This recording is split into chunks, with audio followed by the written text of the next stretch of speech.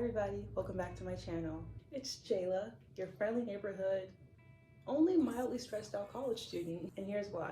Today I'm going to be telling you 5 ways that I like to de-stress for final season. Let's get into the video. Also, don't mind the volcano on my forehead. I woke up with a pimple, I popped it, and it's still going through the motions. Today we have a guest speaker. She's not going to say anything, she's just going to be here the whole time, so we're living with that. So the first thing that really helps me a lot is planning ahead, and this means knowing when my test is, knowing the time and location of the test, and of course what day. These are things that might seem like a no-brainer, but when it comes to finals week, you're going to be stressed out. You're going to be trying to figure out where everything is, what's going on, and where you're supposed to be going for every test. So you don't want to make a mistake and go to a building all the way across campus when your actual test is in the building next door to you. Planning ahead also details knowing what's going to be on the exam. This means reviewing your notes, asking your professors what you can expect, because more times than not, they're going to tell you what's going to be on the test without actually telling you what's going to be on the test. More so topics to explore, topics to make sure that you have good grasp on and are comfortable being tested on. Planning ahead also means knowing how long it takes you to study. For me personally, if I'm feeling really good about a subject, it only takes me 3 days to really review it and get it down. But if I don't know a subject that well, then it's going to take me about a week to really learn it, practice it, apply it, and get it down. This is something that also comes with a little bit of practice and just being aware of yourself and how you like to study. My second tip to de-stressing during finals is using your resources. I highly recommend in the end of every year, at least make a friend, or not even a friend, somebody you can text and ask for help if you need to study together, if you don't understand a concept but you think somebody else does.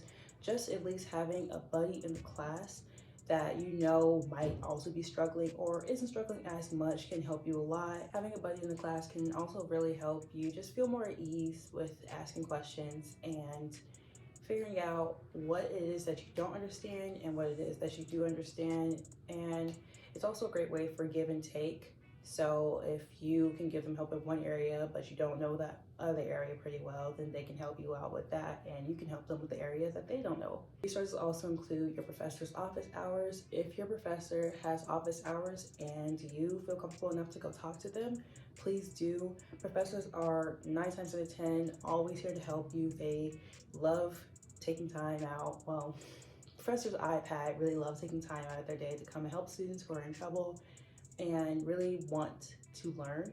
As long as you show that you want to learn and you want to succeed in the class, they're going to be willing to help you. So always use that. Number 3, when it comes to studying, you might be a all-in or all-out type of person, which means either you're going to study for 12 hours straight, not give yourself a break, or you're not going to study at all and give yourself too much of a break.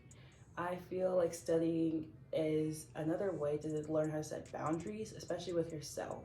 So if you're the type of person who likes to study for 6 hours straight, not getting up to take a snack break, a walk break, or anything, hello, I feel you, I am you, I was you, but you know, I'm gonna help you get better at that.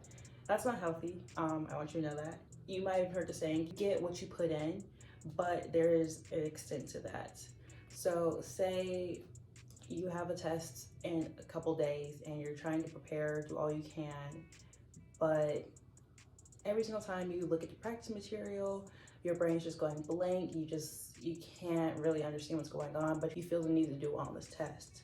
So you keep on doing it. It's very counteractive because your brain telling you that I can't process any more information is your brain telling you I can't process any more information. So the best thing to do is to close that book, close that computer, close anything that you're using to study, and do literally anything else that requires little to no brain power. This can mean watching TV, making dinner, going to the gym, anything that just takes your mind out of that stressed out realm and helps you relax. Athletes have rest days, and so should your brain. Remember that.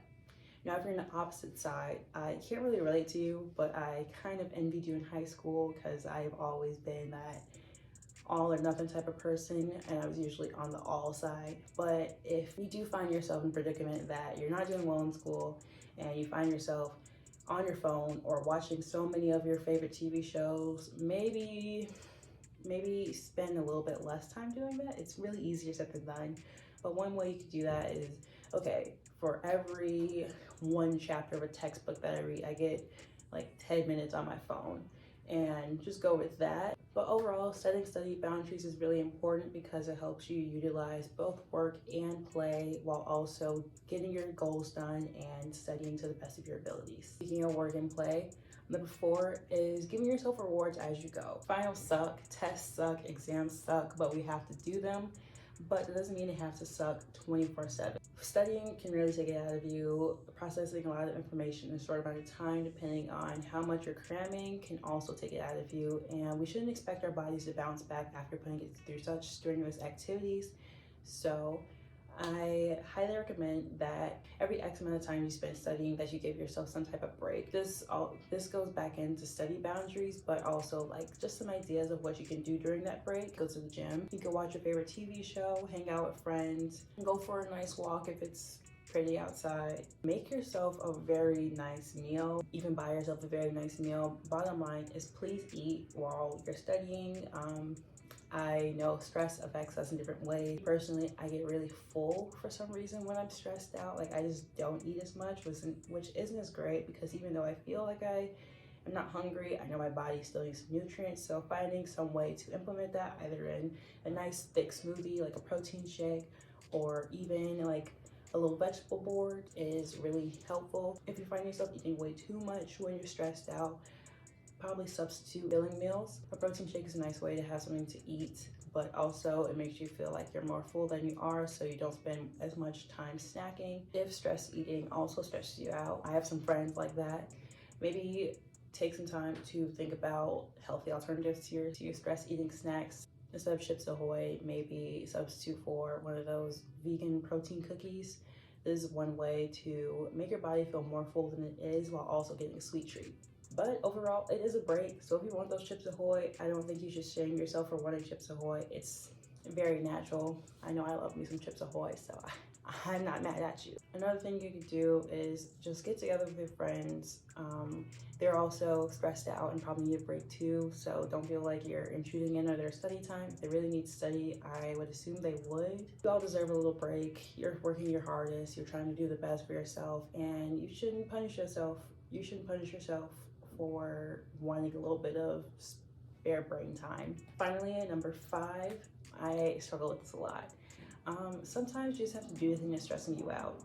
I know personally, I have all these things to do, I have all these assignments to complete and submit, and I think that they're bigger than they are. Like, oh my gosh, I have this one like, oh my gosh, I have this one project, it's gonna take me like 5 hours to do, and I just don't feel like spending all the time with it. Like, it becomes this big thing in my head.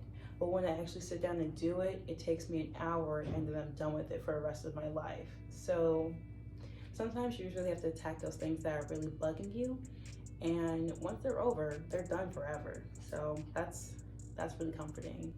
Overall, know that you are doing your best and you're trying your hardest, and you shouldn't beat yourself up if your results don't match up to your expectations. Tests do not dictate who you are, what you're capable of, or anything about you other than how well you did on it. If you didn't do well on something, then it's not the end of the world. There's always going to be another way to do better if you want that. I hope this is helpful for you. I just want you to remember, please don't equate your sense of self to a piece of paper, because that's all a test is, or a electronic file. Don't equate yourself to that. You're so much better than that. You're human first and a student second, so don't ever mistake those two. I feel like there's so much push to do so well in this life, but there isn't as much a push to accept where you are. Where you are in life is just as great as anybody else's success, because you have your own successes. You shouldn't compete, or at least compare yourself to somebody else who has so many different circumstances to you. They grew up different than you, think different than you, they act different than you. So why would you think that you could be the same? You can't. We're all beautifully unique. We all deserve a break from time to time, so don't beat yourself up if you are stressed out during this very stressful time. You are not alone. I know I am. I know I started this video saying that I'm only moderately stressed out. That's because my finals haven't started yet. So I still have a week to be through all that stress. Just know you're human and that is enough. You're always going to be enough as you are. Everything else that you do is extra. Who you are at your core is all you ever need to be. And don't forget that. Thank you so much for watching this video. I really hope you enjoyed it. Please give me a like. Please leave a comment telling me what advice that you found most useful, how you like to spend days leading up to your finals. What do you like to do? How do you like to avoid or attack your work? I'll see you all next time. Bye.